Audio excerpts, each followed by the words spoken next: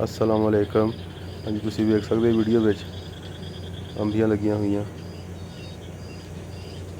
4 दिन ठहर के इन्हां 'च जदों बन जाएगा ना जाला उदों फिर ये तैयार हो जाएंगियां अचार वास्ते। छोटे होई तां खाई दियां सी लून ला के, बड़ा मज़ा दिंदियां सी। जा रहा सी, मैं कहा चलो वीडियो तुहानूं बना के दोस्तां नूं सेंड करां, जिन्हां ने खादियां उन्हां नूं तां याद आ गया होना। बाकी पैल भी इहदी 4 दिन ठहर के जो अंब वड्डा थोड़ा हो गया है, पैल पै जाएगी, इत्थे भी पै सकदी। बाकी जिहड़ा बूटे नाल पक्या होवे खाना जिहड़ा ना उहदा आपदा ही मज़ा बहुत ज़्यादा मिठा हुंदा। देख सकदे माशाअल्लाह चंगा फल लगा।